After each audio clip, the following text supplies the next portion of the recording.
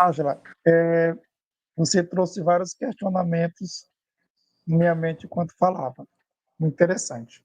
E aí a gente tem o mundo ideal e nós temos o mundo real.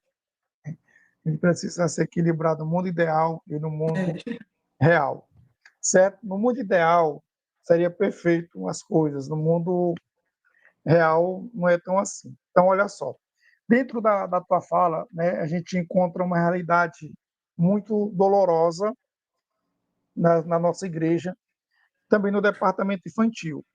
Quero registrar aqui antes a presença da Eva Lima, da Lidinalva, também da Nayana, que sinalizaram aqui no chat. Deus abençoe. Os demais podem falar aqui, nós estaremos fazendo menção do seu nome. Vamos lá, mundo ideal e mundo real. No departamento infantil, por exemplo, às vezes tem aquela criança que não se comporta como você falou, não se comporta.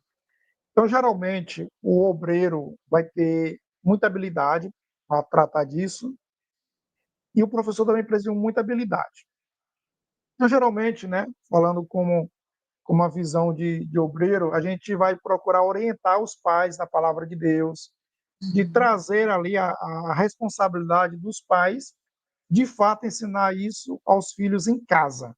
Ali não adianta brigar, passar vergonha na criança, não vai resolver. Então, nós vamos procurar orientar dessa forma. Eu acredito que um professor, né, da EBD, Departamento Infantil, possa procurar o pai e a mãe em particular e pedir ajuda, certo? Isso é interessante. E aí, no mundo real, né, vamos supor que a mãe orienta em casa, o pai orienta, às vezes até o pastor da igreja conversa com a criança para orientar, o tio, a tia, né, do departamento infantil conversou com essa criança e ela continua naquela situação de não se comportar, de não se aquietar, e aí às vezes a gente tem receio. Esse é o mundo real. O professor às vezes tem receio de dizer assim para o pai, para a mãe: você já levou seu filho no médico, na pediatra, para ver se é questão de comportamento? Um professor do EBD, do departamento infantil, para falar isso para um pai, ele precisa ser muito macho. E se for mulher, precisa ser muito mulher, porque não é falta de coragem, é a forma como os pais recebem, e são crentes também, viu? São tudo crente, mas a forma como recebem, e dependendo da postura, do comportamento, da instrução dos pais, pode até querer processar o pobre do professor da EBD, que está dando uma vida para ensinar ali, mas está encontrando algumas dificuldades. Os religiosos vão querer associar, não, isso aí é demônio, vamos orar para expulsar. Tem religioso que chega a esse ponto, né? Mas vamos supor, uma criança nesse exemplo que nós descrevemos, o pastor orientou os pais, o tio, a tia, faz todo o procedimento corretinho orientando, não tem alteração. Os pais não alegam que estão realmente ensinando em casa, se realmente tiver. Nós estamos no mundo ideal, né, que eles estejam orientando, e mesmo assim a criança não consegue se concentrar, não consegue se comportar, né, não consegue deixar os outros quietos. A gente vê que tem algo que, humanamente falando e cientificamente falando, que não é correto. Não é Sim. correto. E você, como pediatra, principalmente cristã, vamos aproveitar esse momento e quais seriam os conselhos que você daria para a mãe e para o pai ter a coragem, a humildade de levar o seu filho, porque o que os pais pensam? Eu vou falar porque eu tinha esse pensamento. Não, meu filho não é doido. Se eu levar lá, vão dizer que ele é doido, vão dizer que tem isso, vão dizer que tem aquilo, aí vão excluir a criança. Esse é o receio que passa na mentalidade de muitos pais e evitam que levem os filhos com medo do diagnóstico. Então, assim, eu acredito que tem professor dizendo assim nesse momento: oh Deus, essa live é do Senhor, se é assunto bem aí, eu vou mandar para os pais dos meus alunos, porque isso aí é uma questão que não é tratada, porque há É muito verdade. receio disso. Mas, graças a Deus, né, a gente tem essa liberdade de trazer isso aqui no objetivo de orientar os pais. Do ponto de vista pediatra, científico, você, como uma profissional da área, quais seriam os conselhos que daria para esses pais, dentro desse cenário, uma criança que já teve todas as devidas orientações, mas não se comporta. Pois é. Isso é interessante porque, assim, a gente sempre tem que investigar, né, como o senhor bem falou antes, se realmente está sendo feito tudo direitinho, né? Se os pais estão ensinando, se, né, já chamou e tudo para conversar. Isso é importante. A gente precisa ter, eu sei que é difícil, né? E eu sei que não dá para a gente muitas vezes chamar o irmão ou a irmã para dizer, olha, seu filho está assim, né? Porque a gente sabe que a pessoa se chateia, né? Fica zangada. Mas assim, a gente tem que ter essa maturidade e a humildade de ouvir um conselho, uma exortação, né? Porque é para o bem da criança, né? Para o bem do desenvolvimento dela ali na classe infantil, né? Então, mas se for tentar tudo isso, o pai realmente está ensinando, a mãe está ensinando e tudo, aí eu chegaria para, né, os pais, para a mãe, para o pai, e apontaria. Por isso que é importante a gente conhecer um pouco o desenvolvimento infantil, tá? Os professores, por exemplo. Por quê? Porque eles podem dizer, olha, comportamento nessa idade é mais ou menos assim. E seu filho não está, né? A gente sempre chama pelo nome, né? Mas o Joãozinho, ele não está dentro desse padrão, né? Não estou dizendo que ele tem algum problema, mas eu acho que vale a pena você levar para o pediatra, né? Para ver se realmente está tudo em ordem, né? Ver como é que está o sono da criança, né? Como é que está o uso de tela, que a gente sabe que tudo isso repercute no comportamento infantil, né? A criança que ela é hiperestimulada, a criança, gente, ela tem que ser estimulada. Mas quando ela é hiperestimulada, principalmente através de telas, elas podem também ter alterações de comportamento, alterações negativas no comportamento, como hiperatividade, desatenção, aquela criança agressiva, irritada, tá? Então, existe um padrão de normalidade para cada fase de idade, né? Existe um padrão de normalidade. Então, se a criança está fora desse padrão, e depois a gente pode até trazer, eu posso até fazer um checklist, alguma coisa assim, mostrando como é o desenvolvimento infantil nas fases, né? Para que os professores, eles fiquem atentos a isso, né? Então, o comportamento de uma criança, por exemplo, de 9 anos, ela vai ficar sentadinha, né? Ela está numa sala de aula, né, bíblica, numa escola, e aí ela vai sentar, claro que eventualmente ela pode se distrair, ela pode levantar, tá? Mas é uma criança que ela já tem um pouco mais de concentração. Essa aquela criança não para de jeito nenhum, e a gente sabe que em casa está sendo feito todo o trabalho com essa criança, então ela precisa ser investigada sim. E aí é o momento de conversar com os pais, né? Mostrar, olha, o padrão de normalidade é esse, mas ela não está seguindo isso. Então, seria interessante você levar para um pediatra, né, principalmente pediatra que trabalha com desenvolvimento infantil, para ver se está tudo certinho, né, para ver se está tudo direito, se tem algum problema, se precisa investigar, fazer exames, né. Às vezes uma criança que, por exemplo, uma criança que tem deficiência nutricional e às vezes ela fica mais agitada. Às vezes a gente pensa que é só aquela criança que fica cabisbaixa, mas tem algumas deficiências nutricionais que elas dão agitação na criança. Tá? Então ela precisa ser avaliada. E aí eu acho que cabe aos professores, né, tentar aí essa comunicação com os pais, mostrando que ela não está no padrão habitual para a idade das outras, quando a gente compara com outras crianças, né?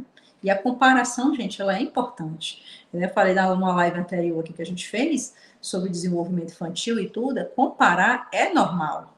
Tá? A gente não pode comparar para a criança. Ah, fulaninho, tá vendo o seu primo, ele é mais inteligente que você. E da sua idade já sabe fazer isso e você não sabe. Então você não fala isso para a criança.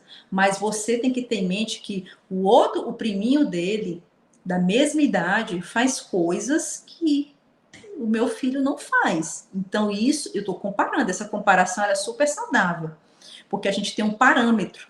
Será se o meu que está com problema ou será se é o priminho, né, que está fazendo coisa demais?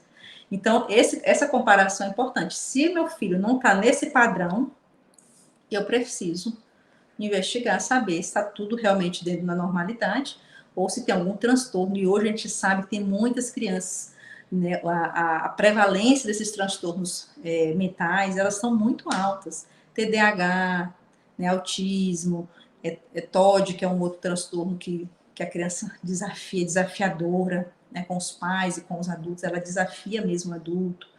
Transtorno depressivo, de ansiedade, enfim, existe agora uma gama de transtornos nessas nossas crianças, com muito mais frequência do que antigamente. Então, é lógico, a gente não pode descartar que é uma criança que não se comporta na sala de aula da escola bíblica, se ela não tem algum transtorno, né? Então, é importante ter esse padrão de normalidade de referência. Então, essa minha referência é essa. Ela não está nessa referência, precisa se investigar. Interessante. Eu gostei aí, foi do padrão de comportamento por faixa etária. Eu acredito que isso é uma temática fundamental para a gente trazer aqui. Já é um convite, né, ao vivo, de espontânea impressão para você aceitar. Vamos Porque, sim. olha só, querido professor do departamento infantil, eu acho que esse conteúdo aqui, esse assunto, padrão de comportamento por faixa etária, deve ser fundamental, porque você tem um padrão para você saber se aquele comportamento está normal ou não, né? E a gente observou que você falou de uma forma muito clara e específica o comportamento de um professor nessa situação, né? Sinaliza seu líder. É bom ele começar pelo seu superintendente, né? A superintendência, depois comunicar o pastor, com muita habilidade, comunicar os pais, certo? Não é uma acusação que você está fazendo, você está fazendo uma contribuição. Eu sei que muitos pais não veem assim, sim, mas o seu papel é esse, né? De seguir essas orientações, de sinalizar e com esse padrão de comportamento, a gente conhecendo aqui por faixa etária, Nájila, eu acho que é perfeito, porque, para ser sincero, eu acho que muitos professores da EBD não têm esse conhecimento.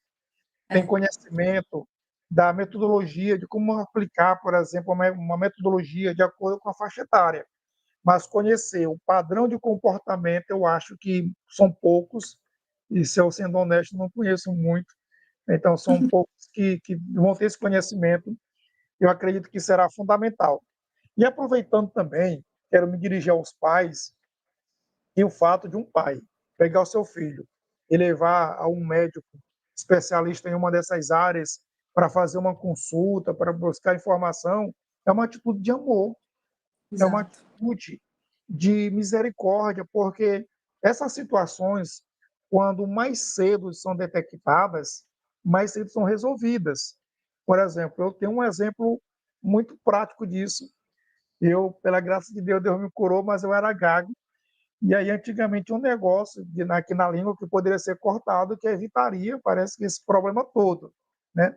Meus pais não tiveram essa orientação, o tempo passou, e quando eu orientou, eu disse, não, já passou da idade, agora é o resto da vida. E, de fato, foi muito difícil para mim, e até para falar meu nome, era difícil, mas, graças a Deus, Deus me curou. Foi uma ação divina, uma providência divina. Mas eu poderia ter esse problema até hoje, por falta de orientação, por falta de conhecimento dos pais. E aí a gente vê a importância para você, pai. Se você for sinalizado pelo professor da EBD, pelo teu pastor, pela tia da escola secular, o professor, a diretoria da escola te chamou, eles não estão acusando os teus filhos, não estão rotulando o teu filho, não é isso.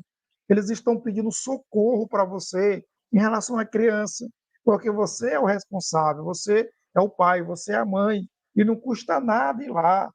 Lá vamos dizer exatamente o que precisa ser feito para corrigir isso que não é normal. Então seria muito bom, porque muitos pais se prendem a essa questão e não vou fazer isso, meu filho é normal isso. Glória a Deus, que seja, mas não custa nada você fazer um check-up, né? Um check lá para saber se está direitinho ou não, porque é muito importante. Então E acho que aí, isso é professores, interessante. os pés e as mãos levantadas, agradecendo a Deus por essa pauta ser tocada. Fique à vontade. E é interessante porque, assim, às vezes, mas o pai não percebeu, a mãe não percebeu. Mas, às vezes, o pai e a mãe é o primeiro filho. E ele não tem contato com outras crianças. O professor, ou da escola secular, ou mesmo ali professor da escola bíblica, da sala infantil, ele tem outras crianças para comparar. E às vezes o pai e a mãe, de primeira viagem, acham que aquele comportamento ali é normal, porque não teve experiência com outras crianças, não teve outros filhos, né? Às vezes, por exemplo, a mãe às vezes é filha única, não teve uma irmãzinha, né? Às vezes mais velha ou mais nova, que ela lembra que na idade era assim, se bem que o desenvolvimento ele mudou ao longo dos anos, né? Mas então ela às vezes não tem. Então, às vezes não é que a mãe não percebe, a mãe não percebeu, o pai não percebeu, que às vezes fala assim, eu não vou levar porque eu acho que é normal. A mãe, muitas vezes, o pai fala, né? Não vou levar porque é normal. Eu tô achando nada, não tô vendo nada de alterado. Mas às vezes ela não acha por isso, porque ela não tem uma comparação.